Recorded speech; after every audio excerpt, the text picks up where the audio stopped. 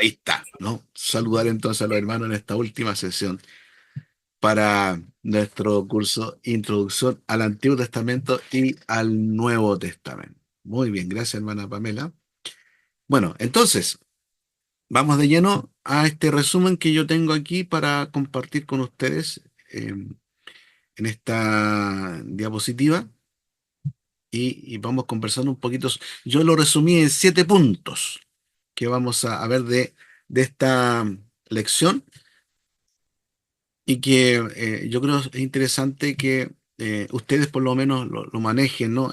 Estos puntos o lo que la lección dice respecto a este tema. Hay muchos libros que hablan sobre ello.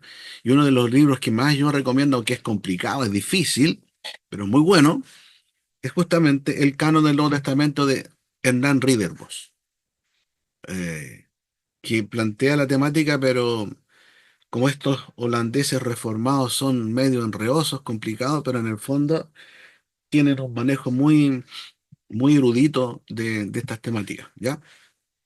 Hernán Ridderbos. Am, ya, vamos a ver entonces este resumen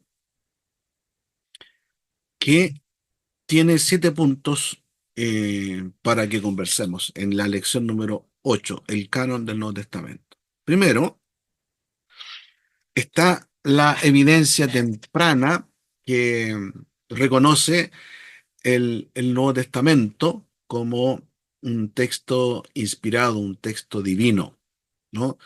Eh, Aunque no hay una lista explícita eh, que muestren que realmente todos los libros que están en el Nuevo Testamento, los 27 libros, eh, son libros como textos venidos del cielo y que la iglesia en su momento los tenía ahí como muy claro y escrito, ¿no? En algún lugar para decir, estos son, eh, aunque no está eso explícitamente, sí podemos acercarnos para entender cómo estos libros estaban presentes en las lecturas públicas, en los escritos apostólicos y ese intercambio que había de epístolas o cartas entre las iglesias de ese entonces y cómo ese intercambio de epístolas tenían considerado estos libros y no otros, ¿ya? Y uno puede ver esa relación, ¿no? De intercambio a través justamente de estas mismas cartas o de estos mismos libros que dan cuenta de aquello.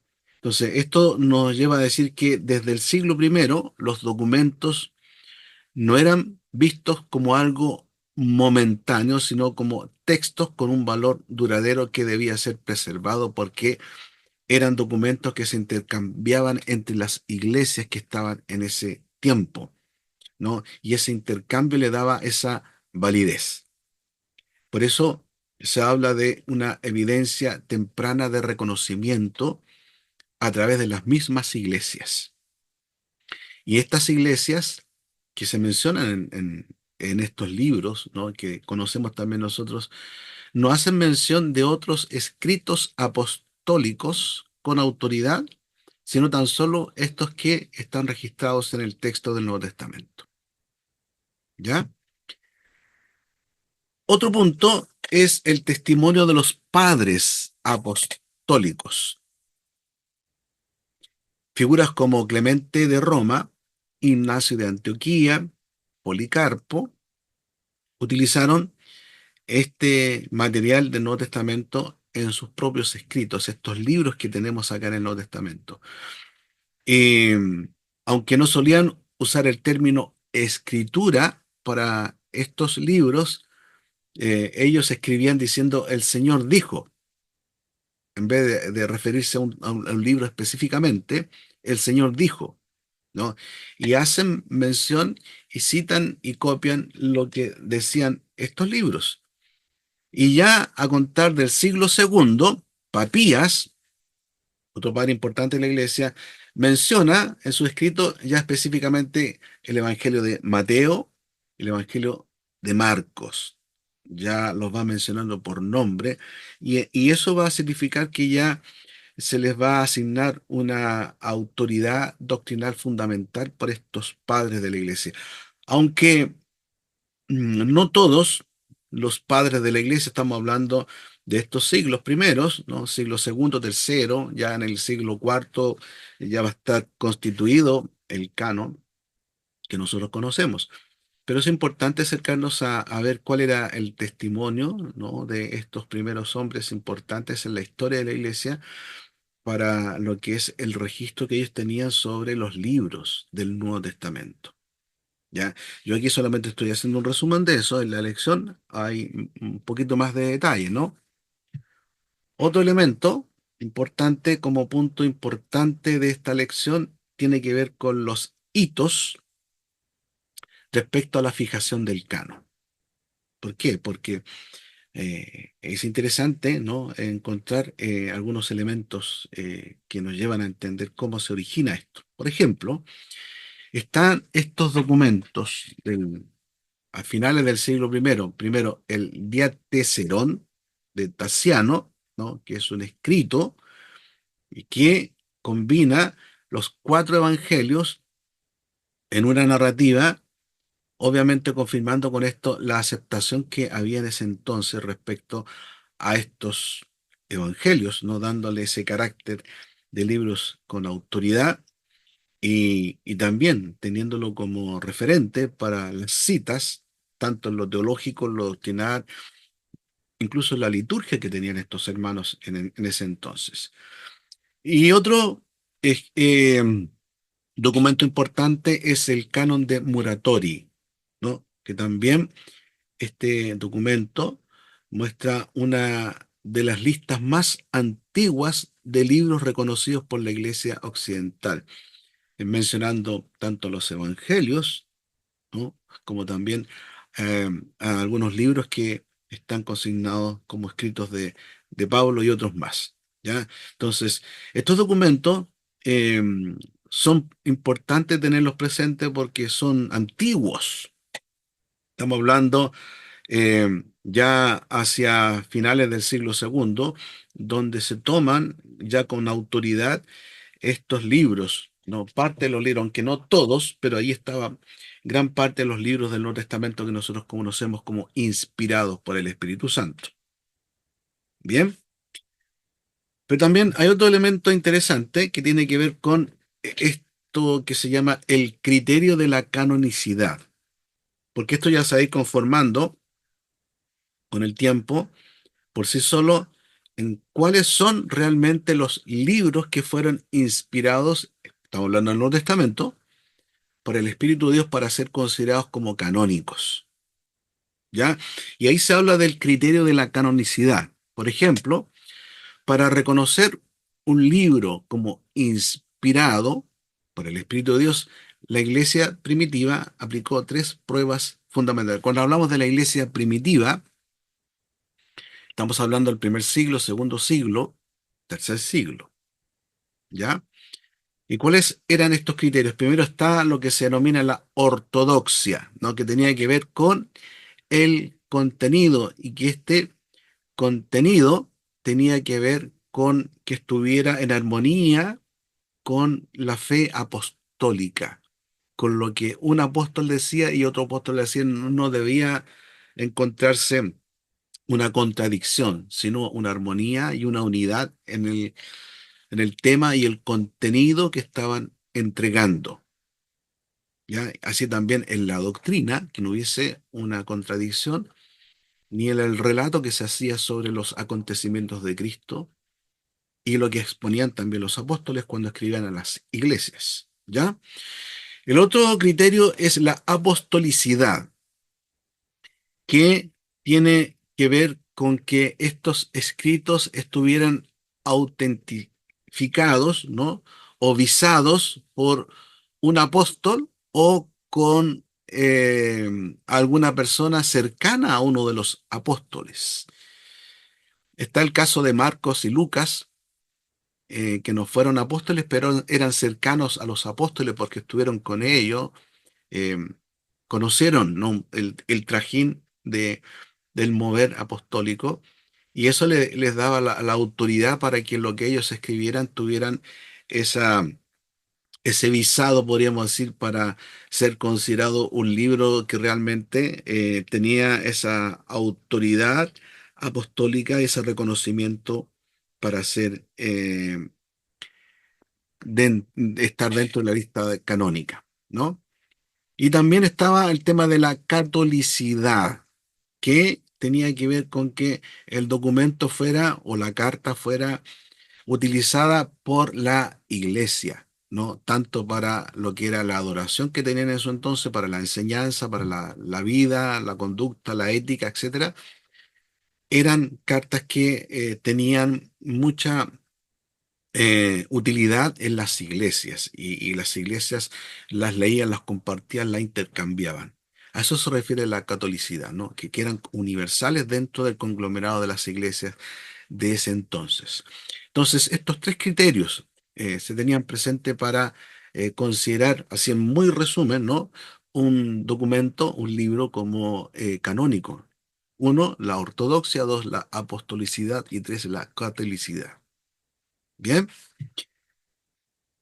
Otro elemento importante que está dentro de la lección tiene que ver con el papel de los concilios, porque aquí se arma una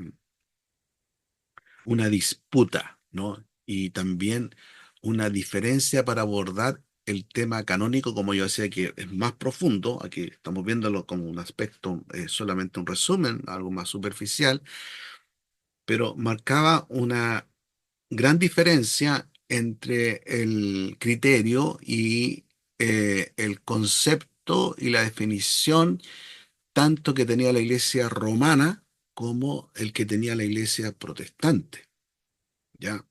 En el aspecto de, de los concilios, ¿no? La iglesia romana entendía y enseñaba que la iglesia o los concilios fueron los que produjeron el canon, ¿ya? Eh, en tanto, la postura protestante es al revés. Manifiesta que el canon bíblico fue el que produjo la iglesia. Y tanto la iglesia romana decía que la iglesia produjo el canon. ¿Ya? Y se arma toda una disputa y van a plantear algunas posturas, argumentos para tal o cual punto respecto a esto que yo le estoy mencionando, ¿no? Y específicamente en este tema de los concilios. Ahí se nos dice que el canon no deriva su autoridad, o los libros canónicos o inspirados por el Espíritu Santo, no derivan su autoridad de los concilios eclesiásticos, ¿no? Como lo fue, por ejemplo, aquí se menciona el concilio, tercer concilio de Cartago en el año 397 después de Cristo, que vio este tema y consideró ese concilio qué libros eran canónicos y cuáles no, ¿no? ¿Qué libros estaban dentro de la lista o no?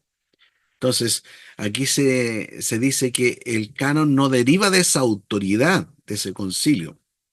Más bien, estos concilios simplemente certificaron y dieron testimonio público de lo que la iglesia ya había reconocido anteriormente y había enseñado anteriormente como guía autorizada durante mucho tiempo, ¿no? Teniendo en mente estos aspectos de la ortodoxia, la apostolicidad y la catolicidad.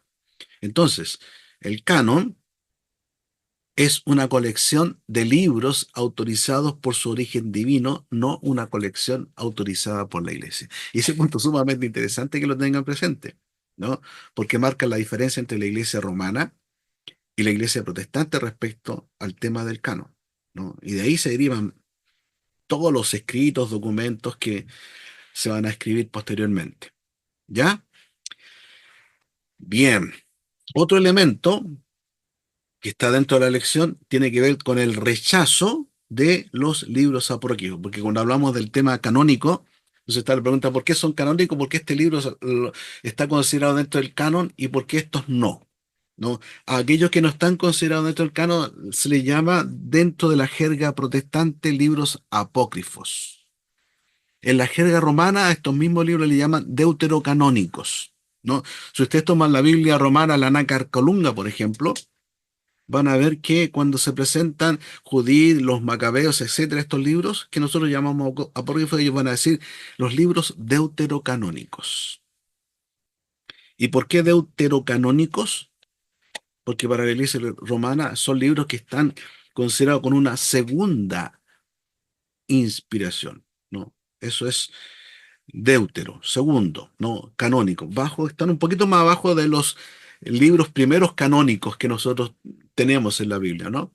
Entonces, estos apócrifos eh, son libros que son interesantes leerlos, como yo les comentaba respecto a Macabeos que nos ilustran en cuanto a la historia, a datos que no figuran en otros libros, pero en ellos sí, pero nada más que en ese aspecto, el aspecto histórico, no como descripción de algo, no tanto en lo que es lo doctrinal y en lo que se denomina la analogía de la Biblia, es decir, en todo el contenido del texto bíblico, tanto del Génesis al Apocalipsis, dado que estos libros se contradicen o contradicen lo que armoniosamente la misma Biblia dice de sí misma respecto a los temas doctrinales y muchas cosas más.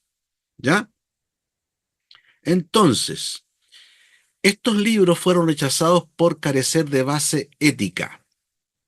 ¿Por qué? Porque tenían exageraciones en cuanto a eventos milagrosos. Por ejemplo, ponen a Jesucristo como un personaje que hacía milagros a tienta y a loca. Y hacía milagros para hacer cosas buenas y cosas malas, ¿no? Eh, y exageran en ese aspecto respecto a esa tarea milagrosa, no solamente en Cristo, sino también de otros personajes que van describiendo en el Antiguo, por ejemplo, los antiguos libros apócrifos de Bel, ¿no? Y el dragón, ¿no? En los libros de Judith, en los libros que van marcando estas diferencias de historias, ¿no? Que llaman mucho la atención. Y también por contener tendencias heréticas, como por ejemplo el docetismo o el gnosticismo que negaban la verdadera humanidad o divinidad de Cristo, ¿no? Muy famoso el Evangelio de Judas, que incluso hicieron un documental por el canal History Channel y que muestran justamente ahí a un Judas como podríamos decir, el líder, el victorioso, el héroe, y no hacia Jesús. Y que fue Judas quien instó a Jesús a que muriera porque tenía que liberarse de su cuerpo, porque el cuerpo, la materia es mala y el espíritu es bueno, por lo tanto tenía que morir para liberarse de ese cuerpo pecaminoso. Y eso tiene que ver con el gnosticismo, tiene que ver con ideas también docetistas que estaban en el primer siglo ya asentadas en la iglesia, ¿no? Entonces, los apócrifos son rechazados porque a la vez muchos de esos libros fueron eh, considerados pseudoepigráficos. Pseudoepigráficos significa que fueron escritos por un personaje, pero ese personaje que nadie lo conoció, nadie lo conocía, utilizó el nombre de un apóstol para que al tener ese nombre de ese apóstol fuera reconocido, tuviera cierta autoridad y aceptado. Pero en el fondo era falso. No había sido escrito por Pablo, ni por Pedro, ni por ninguno de los apóstoles. Por eso se le llama pseudoepigráficos, no pseudo falso. Gráficos tiene que ver con escrito, un escrito falso en cuanto a la autoría de ese texto. Y también tenemos, por último, que el Nuevo Testamento tiene un aspecto importante respecto al cumplimiento que va narrando, ¿no? Teológicamente, el Nuevo Testamento se entiende como la realización de las promesas del Antiguo Testamento.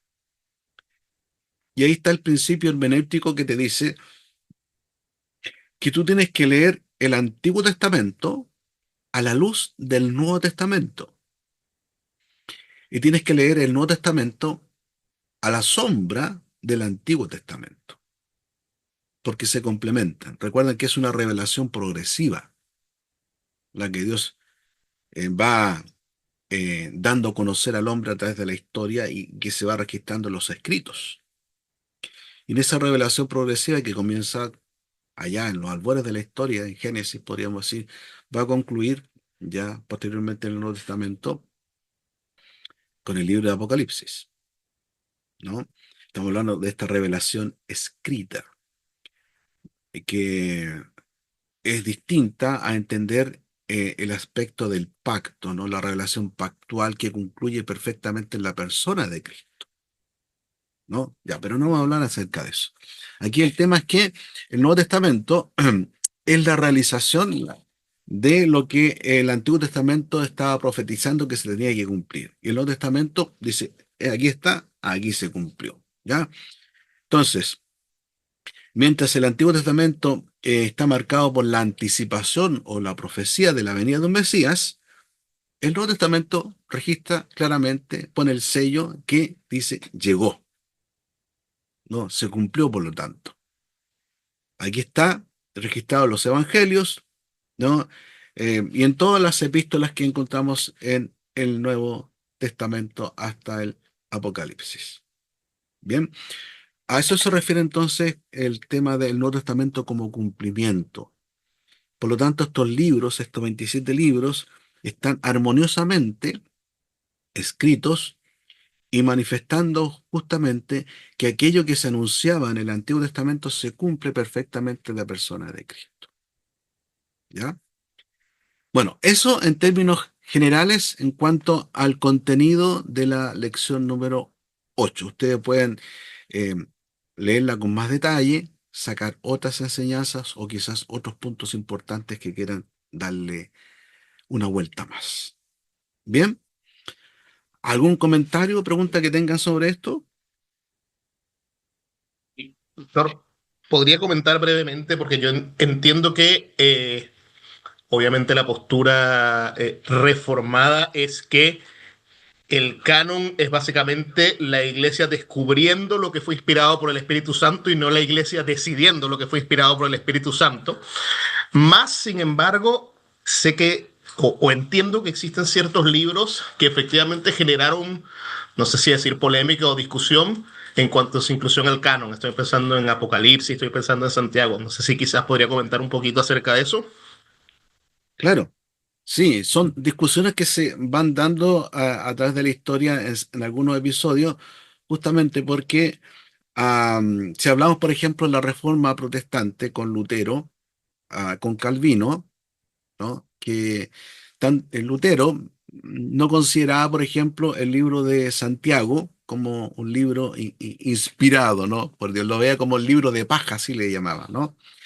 Calvino tenía problemas para acogerse y aceptar claramente el Apocalipsis, pero al final lo hace, ¿no?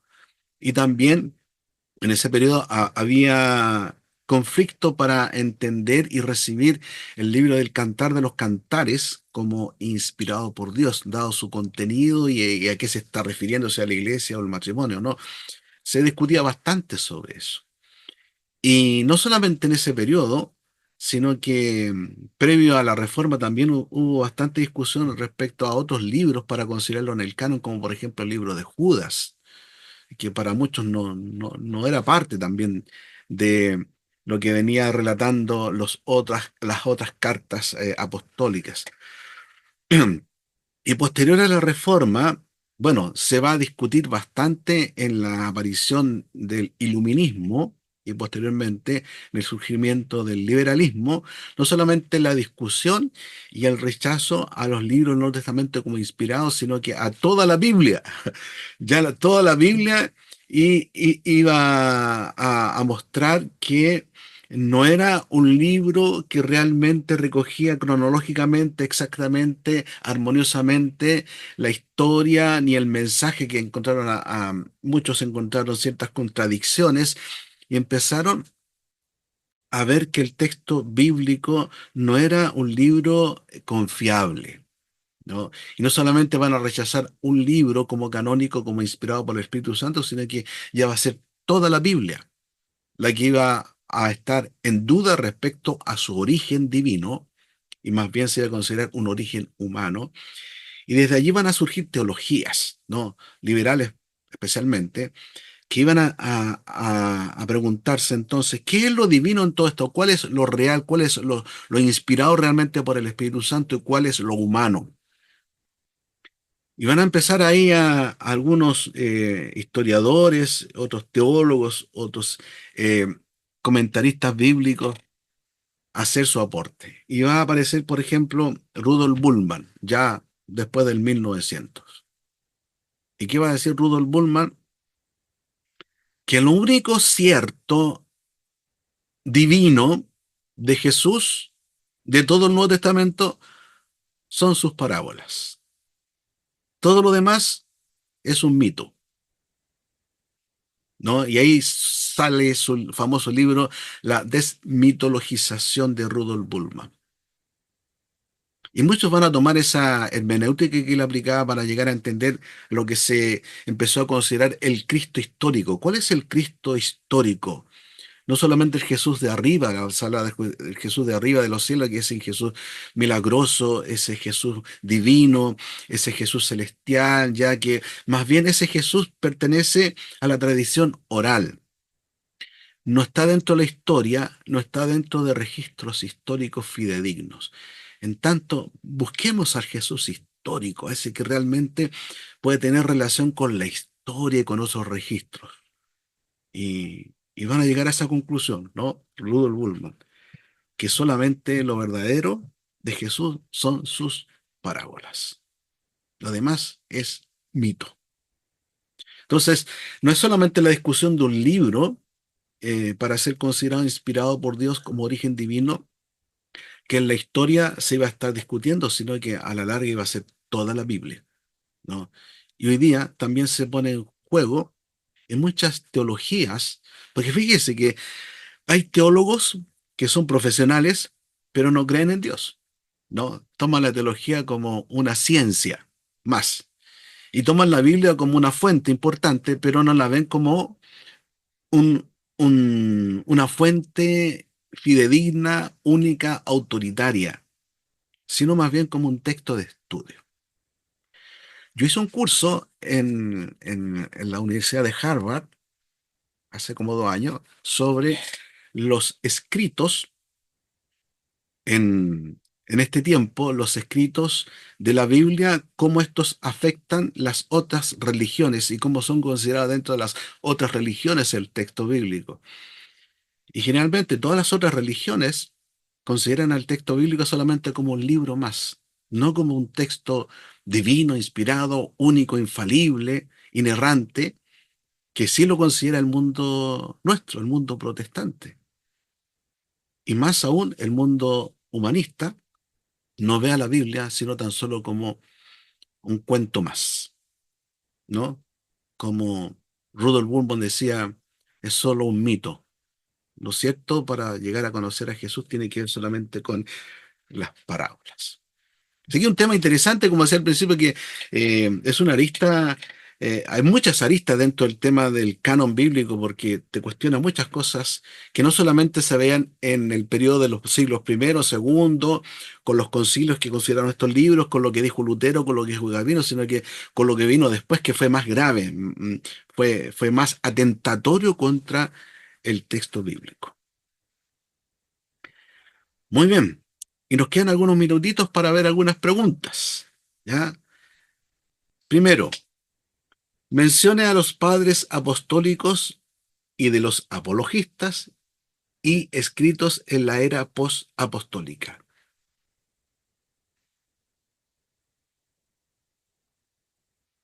¿Qué puede mencionar? Algunos padres apostólicos y apologistas y escritos en la era post-apostólica que hacen mención al Nuevo Testamento. Pastor, Aida, Clemente de Roma, ya, uno, bien. la epístola de Bernabé, Ok, sí, Ignacio este padre fue obispo de Antioquía, exacto. murió martirizado en Roma. Sí, Epístola a los Filipenses de Policarpo, ok. allá por el año 115. El Didache, o enseñanza de los 12 apóstoles. Ujú. El pastor de Hermas, este Sí, escrito procede de más. Ya. El martirio de Policarpo y la epístola a Diogneto. sí, sí, muy bien. Papias, obispo de Hierápolis, Mm, allá por el 130-140. perfecto. El Evangelio de la Verdad. Sí, ¿no? Bien, Aida, ¿no? Hay ¿Sí? varios registros Sí. respecto a no solamente los padres de la iglesia, los apologistas, que eran un sector de personas importante en la historia del cristianismo, estamos hablando de los primeros siglos, ¿no?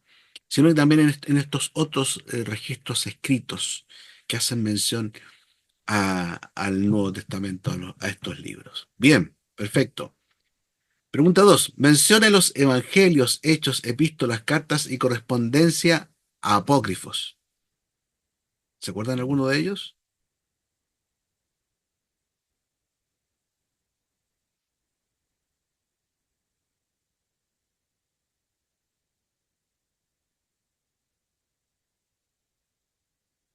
Las cartas de Cristo y Akbar. Ya, Israel, bien. El Evangelio de Pedro, Ok, sí. sí, y también el Evangelio de Nicodemo. Nicodemo.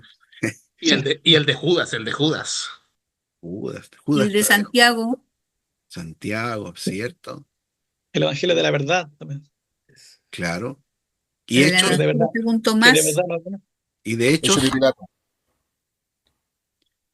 El Hechos de Pilato. Evangelio de Santiago, Hecho de Tomás también. sí.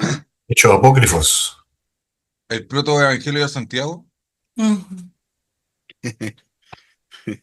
Me dio los mucha hechos de Pablo, el de Pablo Sí. y Tecla. los hechos de Me dio Juan. mucha risa. Hasta puedes poner ahí tu propio evangelio con tu nombre, ¿no? Eso. el Apocalipsis de Pablo también creo que existía. El Ahora, Evangelio de Cachiluna Démonos también. lo que dice la lección. No intentemos. ahora, igual, El igual es Apocalipsis, curioso. el Dale, El, dale, dile, Apocalipsis evangel- hermano. de el Juan. Evangelio de Israel Lago. Sí, ya. Pasamos a la pregunta número 3. ¿Qué dice? Pastor, Sí, perdón, ¿me puedo detener aquí un segundito? Me llamó la atención en algún momento que leí que la Septuaginta también incluía libros apócrifos. sí, ¿Por sí. qué, por qué motivo, si no estaban en la Tanaj, lo incluyó? Bueno, entiendo que después no se hayan sacado, pero ¿por qué lo incluyeron ellos Es que la, si la no estaban en la Tanaj? Septuaginta, la Septuaginta o la versión de los 70 no fue escrita por los hebreos. Fue una Biblia. Una traducción. Recuerden que estábamos ya terminando el periodo eh, helénico, ¿no? Iniciando el periodo romano. Entonces, mandó, eh, ¿cuál era el nombre de este personaje que tenía la biblioteca, una de las bibliotecas más Alejandría, grandes? ¿Perdón? la Biblioteca de Alejandría. Alejandría, ¿cierto? ¿Cuál era el Eh, personaje que estaba allí? Se me olvidó. Cirilo, ¿Perdón? Cirilo, no, Ciro el Grande. Orígenes. Claro, Ciro el no, Grande. Entonces, el patriarca que había en ese tiempo. Orígenes. claro. Pastor, ¿se escucha? Entonces, ¿qué pasó? Que él envió a una comisión el buscar no solamente la tradición escrita de los hebreos, sino que de todas las naciones que estaban en ese momento, para incorporarla a esa biblioteca, la historia, ¿no? de las naciones, y dentro de esas naciones estaba el pueblo hebreo. Y esa comitiva tenía la tarea de reunir los escritos que habían en ese momento, no solamente los escritos, sino también eh, la información oral. de lo que se decía respecto al pueblo hebreo, su Dios, etc. Y recogieron toda esa información, esos escritos, y lo llevaron a escribirlo en esta Biblia, la Septuaginta, en el idioma que estaba predominando, que era dominante ya en ese imperio, que era el griego. Entonces, los escritos hebreos que habían en ese entonces del Antiguo Testamento, ¿no? Lo transcriben o lo traducen al griego y lo incorporan a esta Biblia. Y no solamente los 39 libros que nosotros conocemos, sino que incorporaban también estos otros escritos que eran considerados importantes, valiosos, ¿no? Para esta biblioteca, como lo que nosotros llamamos los apócrifos, que estaban también en su origen en hebreo, lo traducen al griego y son incorporados a la Septuaginta, ¿ya? Pastor, Y por eso la Septuaginta tiene los apócrifos. Y la Biblia romana, ¿no? Va a tomar de esa tradición de la Septuaginta. Cuando tú ves también algunas ediciones van a decir que son traducciones de la Septuaginta junto con los otros escritos que se encontraron posteriormente, y los masoretas, etcétera, etcétera. ¿Ya? Pastor Carlos, ¿se escucha, no es cierto? Sí, sí escucho, Fernando, Ya que estoy teniendo problemas con el audio, por eso le preguntaba. se escucha. ¿Ya?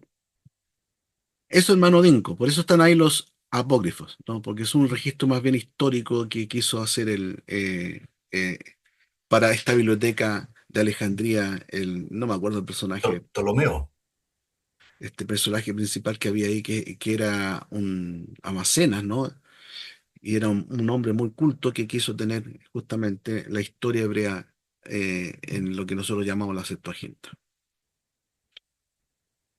Ok, Pastor, la parece última que fue, pregunta, ¿sí? perdón, parece que fue Ptolomeo II, Ptolomeo, sí, Filadelfo. ahí está, claro, ahí está, ¿no? Muy bien, gracias, Aida. Ya, la última pregunta. ¿Cuáles son los dos pactos principales que hace referencia a la Biblia?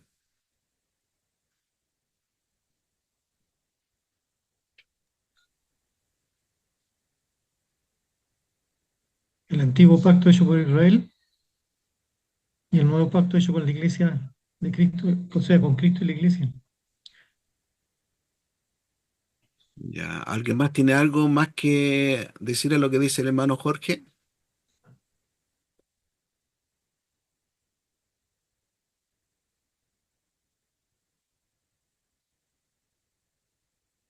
¿No? ¿Ok? Bueno, así como tú dices, hermano Jorge, había un pacto. eh, Nosotros hablamos de pacto refiriendo al Antiguo Testamento porque el Testamento tiene que ver con la idea de pacto. Recuerde la palabra berit en el Antiguo Testamento, que se traduce por pacto, y que después la Septuaginta también va a tomar esa palabra, ¿no? Para traducirlo como diateque y testamento, que va a ser considerado después el Nuevo Testamento, que se conoce como Nuevo Testamento, como un nuevo pacto, ¿no? Pero en el fondo es un solo pacto, ¿ya? Es un pacto, estamos hablando del pacto de gracia, que se va desarrollando a través de la historia, y la Biblia va haciendo mención de aquello como un registro escrito de estos eventos y de cómo Dios se fue revelando en ese periodo, ¿no? Pero ciertamente estos dos pactos principales en el fondo hablan de un solo pacto que Dios establece con su pueblo desde antes de los tiempos. Hoy el pueblo hebreo como nación no es pacto de Dios. Ya, el pacto que Dios tiene con la iglesia es el nuevo pacto en Cristo. Él es el segundo Adán que cumplió perfectamente lo que el primer Adán no pudo cumplir.